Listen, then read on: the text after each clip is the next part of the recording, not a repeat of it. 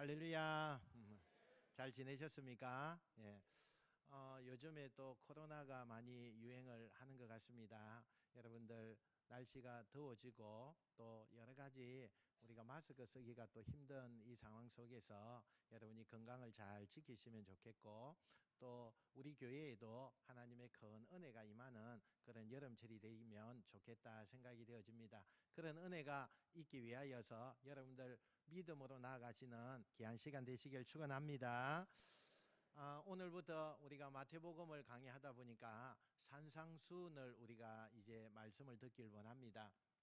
이 산상수훈의 맨 처음에 우리가 나타나는 것이 팔복에 관하여서 우리에게 말씀을 합니다. 오늘 우리 찬양대가 또 때마침 이렇게 말씀에 맞추어서 찬양을 해주어서 너무 감사하고, 또 우리가 이 팔복을 앞으로 이제 처음 머릿말 같은 그런 것인데 우리가 잘 듣고 우리에게 주시는 은혜가 좀 남달랐으면 좋겠습니다. 왜냐하면 이 팔복에 관한 것들이 우리에게 있어서 좀 수용이 안 될 만한 그런 말씀이 참 많이 있기 때문에 그래요.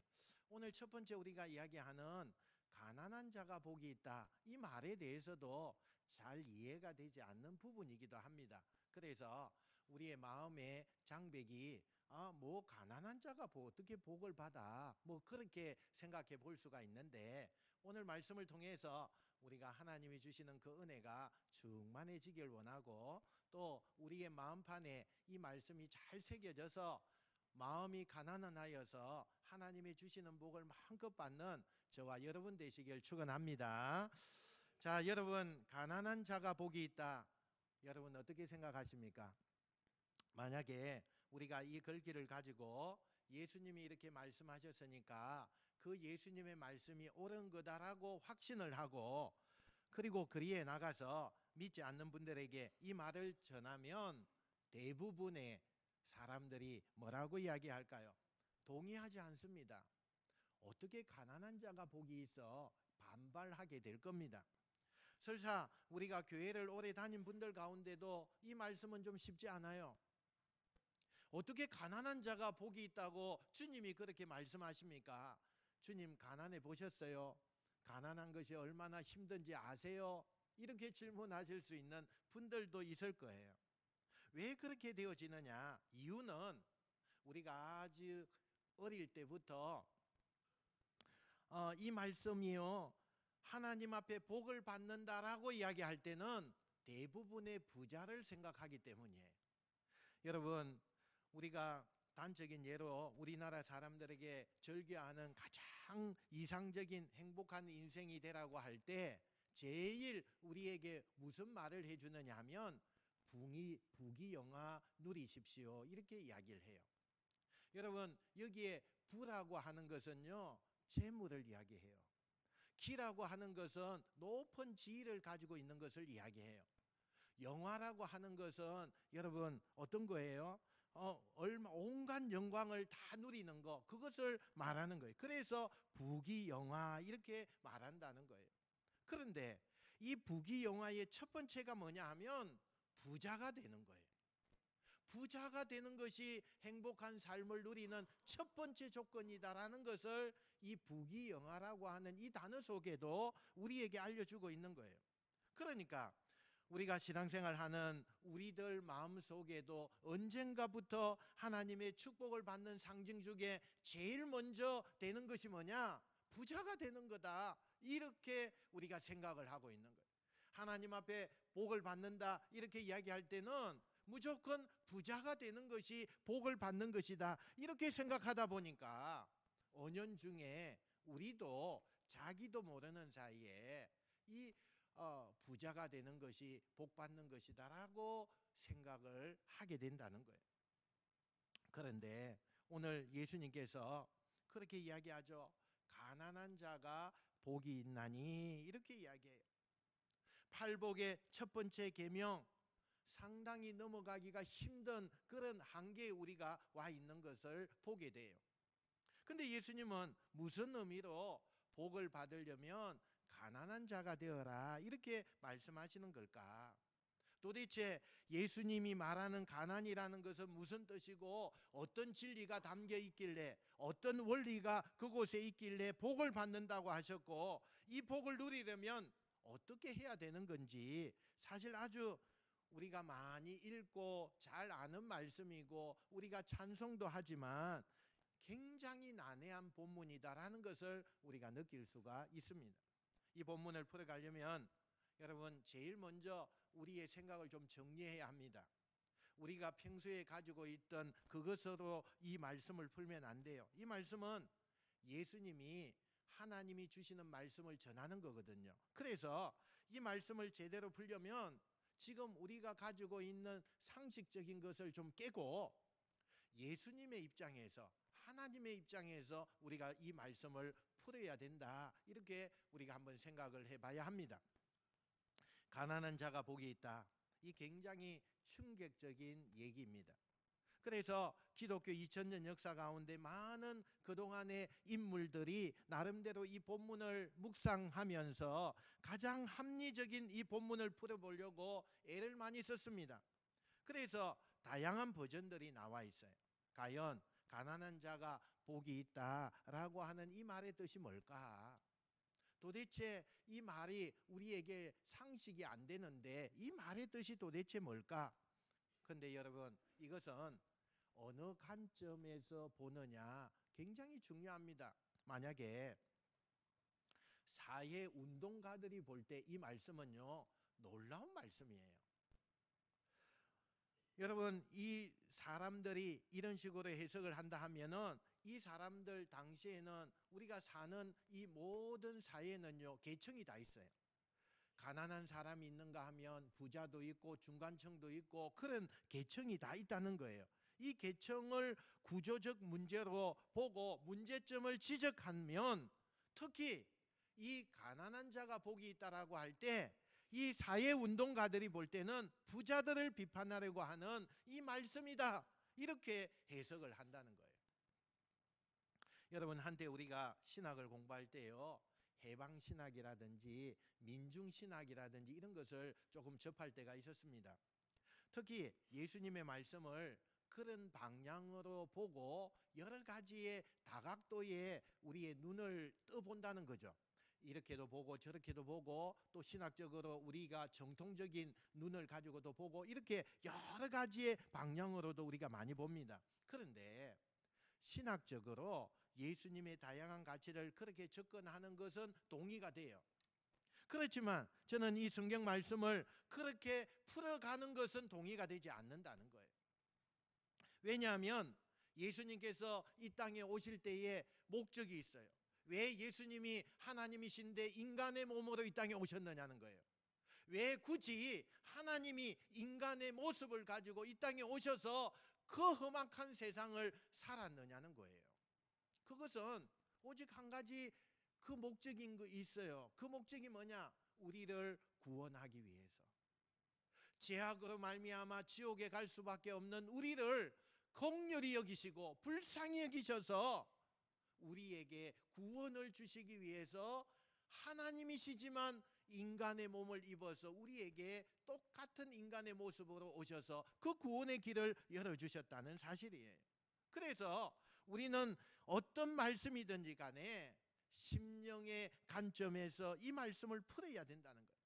단순히 어떤 철학이나 어떤 이성이나 어떤 상식이나 이런 여러 가지 분야로 접근하는 것이 아니라 예수님이 말씀하시는 이 말씀을 가장 우선순위로 우리가 말씀할 때에 심령의 문제로 봐야 된다는 거예요. 예수님 당시에 그때도요 부자도 가난한 사람도 그 계층들이 다 있었습니다. 그런데 이 부자들의 특징이 어떤 거냐 하면 이 부자들은 가지고 있는 것이 굉장히 많잖아요. 그러니까 남들보다 부와 명예 이런 걸 많이 가지고 있기 때문에 그들이요 굉장히 넉넉한 삶을 사는 거예요. 마음도 여유가 있는 거예요. 여러분 성경에 나온 대로 한 부자가 넉넉한 수확을 거두고 창고를 크게 지었어요. 그리고 그 창고에 모든 재물을 이렇게 농산물 이런 것을 다 넣고 또 채우다 보니까 또 모자라서 옆에다가 또 창고를 지었어요. 그렇게 채워가다 보니까 여러분, 이 부자가 가지고 있는 이 생각은요, 어떤 생각이냐면 나는 부자라는 거예요. 누가 감히 나를 건들 수가 있어? 내가 이만큼 가지고 있고 내 소유가 이만큼 있고 내가 부자다 보니까 권력도 오게 되고, 그래서 내가 이만큼 가지고 있는데 누가 함부로 나를 대하게 할 수 있겠어? 나는 걱정 없어. 난 이제부터 행복해야 돼. 이런 생각을 가지고 살았다는 거예요. 근데 가난한 사람들은 어떤 사람들이냐? 현실의 벽에 날마다 부딪히는 거예요. 먹고 사는 문제가 해결되지 않아서 날마다 바등바등하면서 사는 거예요. 그러니까 인간적으로 그 부자들을 보면서 상대적인 박탈감이 일어나게 되는 거죠. 나는 아무것도 아니구나. 내가 가진 것은 가진 게 아니야. 뭐 나는 왜 이렇게 못하지? 늘 이런 부족함을 느끼면서 세상을 살아가는 거예요. 그 낮아진 자존감 때문에 늘 눈물을 흘릴 수밖에 없어요. 지금도 마찬가지죠. 이 부자들과 가난한 자들 사이에는 이런 갭이 크게 나 있습니다. 그런데 지금 예수님은 그 상황 속에서 그들이 가지고 있는 그 마음을 이야기하는 거예요. 부자들이 많이 갖고 성공한 게 죄가 아니라 그 많은 것을 가졌기 때문에 자기의 자랑, 자기 도취, 지나친 높은 자존감 때문에 다른 것에 대해서 겸손하지 않고, 특별히 하나님 앞에 자기가 엎드려야 됨에도 불구하고, 겸손해야 됨에도 불구하고 무언가 자신감이 있고, 무언가 나는 다른 사람들보다 더 위에 있다는 자신감이 넘치는 삶, 이미 내가 거둔 거, 내가 가지고 있는 거, 그것에 만족해서 거기에 취해 살다 보니까 그 교만함과 그 자신감이 하늘을 찌르고 있다는 거예요. 그런데 가난한 자들은요, 없지만 상대적으로 너무나 열악하지만 그 낮아진 자존감 때문에 항상 하나님 앞에 엎드리는 거예요. 그 낮아진 것 때문에, 항상 부족한 것 때문에 하나님 앞에 기도하는 거예요. 그래서 하나님의 은혜와 은총과 자비를 구할 수밖에 없는 그런 상황에서 그들은 삶을 사는 거예요. 지금 예수님은 세상적인 부와 또는 그 부를 갖지 못한 가난한 사람을, 그 현실을 인정하면서 그들의 마음가짐을 지금 보고 있는 거예요. 가난하기 때문에 죄가 아니라, 가난하기 때문에 나는 부족함을 인정하고 세상으로부터 도움을 받을 수 없기 때문에 하나님, 당신께서 나에게 부어주십시오. 당신께서 나에게 은혜를 베풀어 주십시오. 그렇게 간절한 마음이 있을 수 있고, 또 이스라엘 백성들이 광야를 지나면서 하루하루 만나와 메추라기를 하나님 앞에 받아야만 먹고 살 수 있었듯이, 우리의 가정과 나의 인생은 하나님이 그렇게 돌봐주셔야만 나는 살 수 있습니다. 그런 마음으로 구하는 그 마음, 하나님이 그걸 보신다는 거예요.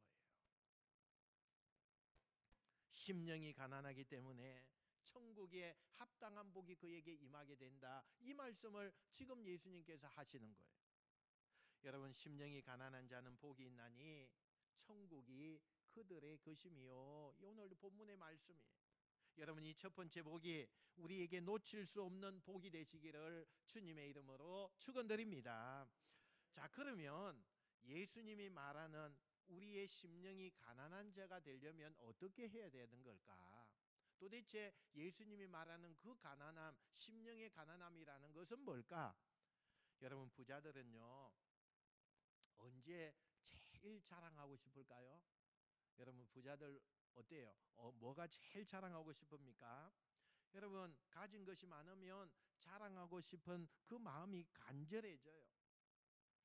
우리가 가난한 자가 되려면 많은 것을 갖는 것, 또 적게 가지는 것, 뭐 그게 문제가 아니라 우리는요, 이걸 꼭 기억해야 돼요. 우리가 가지고 있는 모든 것은 하나님의 은혜로부터 온다는 거예요. 우리가 가지지 못한 것도, 우리가 가지는 것도 다 하나님의 은혜에서 온다는 거예요. 사람이 많이 가지면요, 자랑하고 싶어져요. 내가 이만큼 업적을 이루었고 내가 이만큼 열매를 많이 거두었고 내가 이만한 자리에 올랐으면 사람들이 나를 알아주기를 간절히 원하는 거예요. 그래서 자꾸 사람들에게요, 자신의 영웅담을 말하거나 또 자기의 이 성공담을 이야기하거나 자식이 잘된 것을 막 자랑하고 이야기하려고 하죠. 어떤 사람도 처음부터 내가 성공하면 교만해야지 이런 사람 아무도 없습니다. 처음에는 아무리 내가 성공해도 겸손해야지, 처음 마음을 잃지 말아야지, 그러면서 다 누구나 그런 마음을 가지고 있어요. 그런데 가랑비에 옷 젖듯이 사람이 성공을 하게 되면요, 사람들의 대우가 달라지게 되고 내 생활 행편이 달라지게 되고, 그래서 내가 그것과 비례해서 조금씩 교만해지기 시작하는 거예요. 오늘도 많은 우리 교인들이 열심히 장사하고 직장생활하고 사업하고 농사도 짓고 어떤 분들은 열심히 공부도 하는 분도 있습니다. 여러분들이 그렇게 하는 궁극적인 목적이 도대체 뭡니까? 그렇게 열심히 살아가는 여러분의 인생에 마음속에 궁극적인 그 목적이 내가 성공하고 내가 잘 되면 많은 것을 얻고 인정받아서 남들보다 더 힘있게 떵떵거리게 폼나게 멋있게 크게 살고 싶은 게 내 마음 아닙니까? 우리가 열심히 살아가는 이유가, 열심히 뛰어다니는 이유가 남들보다도 좀 더 살고 좀 좋은 환경에서 살고 싶은 거 아닙니까? 요즘 젊은이들의 유행어 가운데요, 플렉스라고 하는 유행어가 있어요. 여러분, 이게 뭔 말이냐? 플렉스, 이게 뭐냐? 도대체 무슨 뜻이냐? 이건요, 비싼 명품 한번 질려봐, 뭐 인생 사는 거 뭐 있겠어? 뭐 이런 뜻이에요. 또 스웩이라고 하는 단어가 있어요. 이게 또 유행어예요. 이거 뭐냐면 허세를 부리고 잘난 척하고 싶은 그런 때에 야, 쟤 스웩하네, 이렇게 이야기하는 거예요. 여러분, 어느 누구도요, 이 땅에서 우리가 얻고 또 성공하고 우리가 부유해지는 모든 것은 그 사람이 잘나서 그렇게 잘된 거 아니라는 거예요. 하나님이 허락하셨기 때문에 하나님의 허락하에 그렇게 되어진다는 거예요. 특별히 우리 그리스도인들은 오늘 이 팔복의 첫 번째, 가난한 자가 복이 있나니라는 이 이야기 앞에 머물면서 무슨 생각을 해야 되느냐? 내가 지금보다 더 부유해지고 더 내가 감사할 조건이 많아지고 더 넉넉해질 때마다 늘 자신에게 질문해야 될 말 하나 있다면 바로 이거예요. 모든 것이 다 하나님의 은혜입니다. 한번 따라 합시다. 모든 것이 다 하나님의 은혜입니다. 여러분, 이걸 잘 해야 돼요. 내가 잘 됐어요? 여러분, 하나님이 그걸 원하셔요. 내가 정말 하나님 앞에서 복을 받길 원하세요? 하나님은 그걸 원하세요. 여러분이 잘 되고 좋은 열매 맺으십시오. 그러나 그것 가지고 자랑하기 바쁘고 이제 나는 됐어, 다른 거 필요 없어, 그러면서 심령이 메마른 사람이 되지 마시고, 여전히 세상적으로 넉넉하고 부유하고 성공했지만 예수님이 말하는 나는 하나님의 은혜 없이는 살 수 없습니다, 이것은 다 하나님의 은혜입니다, 고백할 수 있는 여러분의 그 주인공이 되시기를 축원드립니다. 두 번째, 이 가난한 자가 되기 위해서 우리에게 꼭 필요한 게 있다면 하나님이 주시는 칭찬에 만족해야 된다는 거예요. 사람이 자랑거리가 많아져서 자존감이 높아지고 막 자랑하게 되면 그 다음에 반드시 따라오는 단계가 있습니다. 그게 뭐냐? 남들이 나를 좀 많이 알아주면 좋겠다, 남들이 내가 있는 앞에서 칭찬을 해주면 좋겠다, 이렇게 되어져 있어요. 내가 이렇게 성공하고 내가 이렇게 오늘 잘 됐기 때문에 남들이 내가 이걸 알아주는 거, 그걸 바란다는 거예요. 그리고 그 알아주기를 바라는 건 나를 띄워주고 나를 인정해주고 나를 칭찬해주고 자꾸 그것을 구하는 거예요. 그런데 상대가 나를 그렇게 알아주지 않아요. 그러면 내가 부유하고 성공한 사람인데 자기 뜻대로 상대가 나를 칭찬해 주지 않으면 분노가 일어납니다. 화가 나요. 화가 나. 왜 나를 인정해 주지 않지? 화가 나는 거예요. 그래서 다른 강력한 모습으로 사람들에게 자기를 어필하는 거예요. 그게 물질, 권력, 또 뭐 어떤 지위 이런 걸 가지고 내가 이만큼 대단한 사람이야, 왜 나를 인정하지 않느냐, 왜 나의 가치를 칭찬하지 않느냐, 뭐 이러고 자기 힘을 과시하게 되고 상대방을 밀어붙이죠. 그러면 상대방이 그 사람이 가진 돈과 명예와 그 권력 앞에 그 사람이 원하는 대로 칭찬을 해주고 그 사람을 높여줘요. 그러나 그 칭찬, 그 높여주는 것이 그게 진정으로 진짜일까요? 아니에요. 나중에 돌아서 들어오는 말에 보면 어때요? 악평일 뿐이에요. 악평일 뿐이에요. 성경의 대표적인 사람이 예수님 시대에 예수님께 많은 책망을 받았던 바리새인들이 있어요. 이 바리새파 사람들은 원래 굉장히 순수한 면에서 하나님을 잘 섬기기 위한 사람들이었어요. 주전 2세기경에 유대 땅에요, 다른 나라가 침범을 해서 그 나라를, 이 유대 나라를 점령하게 돼요. 그때에 이 이방 왕이요, 그리스 종교를 강요합니다. 예를 들면 이스라엘 사람들의 성전에다가요 돼지를 갖다 놔요. 여러분, 돼지는요 이스라엘 백성들에게 최고의 낮은 짐승이에요. 돼지는요 굉장히 부정적인 그런 짐승으로 보거든요. 근데 그 거룩한 성전에다가 돼지를 갖다 놔요. 또 제우스 신상을 갖다 놓고 그걸 같이 섬기라는 거예요. 여기에 불복종하면 죽이는 거예요. 그러니 얼마나 무섭겠어요. 그 시대에 하나님을 믿는 백성들도요, 그것 때문에 자기가 죽지 않으려고 그 이방신을 섬기는 사람들이 막 생겨나게 된 거예요. 이때 이건 아니지 그러면서 순교에 각오를 하고 순수한 신앙을 지키기 위해서 반란을 일으킨 사람들이 누구냐? 바리새인들이에요. 그러니까 얼마나 하나님을 잘 믿기 위해서 이건 아니야. 여러분, 바리새인 하면요 그 뜻이 뭐냐? 구별된 자, 이런 뜻이거든요. 그러니까 세상의 한복판에 갖다 놔도 이 사람들은 하나님을 위하여서 구별되게 삶을 살아가는 자, 이런 사람들이에요. 그런데 이 초창기의 바리새인들이요, 그 신앙을 지키기 위하여서 우리는 순교도 각오하고 하나님을 섬기는 일에 우리는 순수하게 믿겠습니다라고 하면서 나온 분이 바리새파 사람들인데, 여러분 얼마나 경건할까요?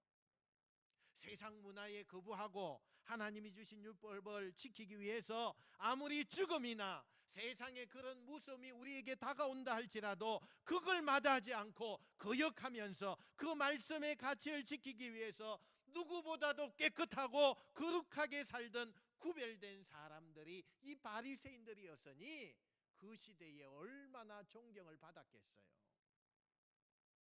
처음에 그들이 하나님이 주신 율법을 지키기 위해서 자기 나름대로의 법을 막 세웁니다.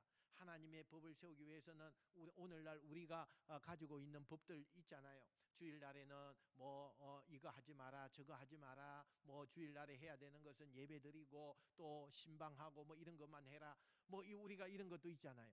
이 바리새인들이요, 하나님을 섬기기 위해서, 하나님 잘 섬기기 위해서 그런 율법을 만들어서 그들이 막 지켰어요. 그러니까 얼마나 경건하고 얼마나 하나님을 잘 섬기려고 했던 사람인지 몰라요. 그들이 그렇게 구제하고 기도하고 선교하는 일에 힘썼어요. 이 모습이요, 많은 사람들에게 존경의 대상이 된 거예요. 그래서 바리새파 사람들이 지나가면 정말 고개를 숙여서 존경하는 마음으로 저분들은 훌륭한 분들이야. 그래서 많은 사람들이 바리새인들을 인정하고 존경하면서 이 바리새인 가르침에 동조하고 그 가르침에 그 교육을 받아서 제자가 되기를 위하는 사람들이 많았다는 거예요. 예수님 당시에 예루살렘 인구가 문헌에 보니까 한 2만 5천 명에서 3만 명 정도 살았다고 나와 있어요. 근데 이 3만 명 정도 되는 데에서 바리새파 사람들이 얼마나 되느냐? 6천 명 정도가 됐어요. 상당히 많은 바리새인들이 있었다는 거죠. 그러다 보니까 처음에 가졌던 그 순수한 하나님을 섬기고자 하는 그 마음이 변질되기 시작하는 거예요. 첫째, 어떻게 되느냐? 규모를 자랑하는 거예요. 우리 교회가 커지고 기업도 커지고 모든 사람이 커지면 항상 그 규모를 자랑하는 덫에 걸려요. 숫자가 많아지니까 우리가 이만큼 힘을 가진 거야. 우리가 이만큼 힘인데 너희들 무시하지 마. 뭐 이렇게 마음속에 자기도 모르게 교만한 마음이 막 일어나게 되는 거예요. 같은 율법을 막 해석해도요, 우리가 해석한 이 율법은 맞는 거예요. 아무리 옳은 율법을 해석했다 할지라도 그곳에 인원이 작거나 작은 규모를 가지고 있으면 그건 아니라는 거예요. 우리가 해석한 이것이 옳은 거지 그것은 악한 거야, 이렇게 단절시켜버리는 거예요. 그러다 보니까 나중에는요, 자기들끼리 바리새파 안에서도 바리새인들끼리 서로가 막 싸우고 다투고 누가 옳나 누가 크냐 이 경쟁을 하다 보니까 바리새인들의 그 순수한 면들이 변질되어 갔다는 거예요. 예수님이 가장 많이 바리새인을 책망한 게 뭐예요? 왜 기도하는데 일부러 사람들에게 보이는 많은 사람들이 가는 길거리에 서서 그렇게 소리내어 기도하느냐? 헌금을 낼 때도 부자들 바리새인들 내는 헌금은 동전 소리, 동전을 많이 받고 와가지고 뭐 헌금함에 넣을 때 짜락 소리가 나잖아요. 그걸 사람들에게 보여주기 위해서 헌금을 하고 그런 것을 알리기 위하여 의도적으로 하는, 이걸 지금 책망하는 거예요. 구제할 때도 왜 나팔을 부느냐? 원래 나팔을 불 때는 이제 나팔 불면 사람들이 몰려와서 그 구제금을 받아가기 위하여서 그렇게 나팔을 부는데, 이들은 그렇게 하지 않아요. 나를 주목해라, 내가 이제 구제하기 시작한다, 많은 사람들에게 보여주기 위해서 그렇게 했다는 거예요. 그 예수님께서 책망을 하신 거죠. 원래는 그런 사람들이 아니었는데 그들이 어디서부터 뭐가 잘못돼서 어떻게 된 걸까? 예수님이 제자들에게 많은 가르침을 주는 가운데 신신당부한 게 있어요. 너희들 절대 이것만큼은 꼭 주의해야 돼. 이게 산상수훈에 나오는데 제가 두 군데를 한번 살펴보길 원합니다. 6장 1절부터 4절요. 앞에 나와 있는 대로만 한번 읽어봅시다. 시작. 사람에게 보이려고 그들 앞에서 너희의 의를 행하지 않도록 주의하라.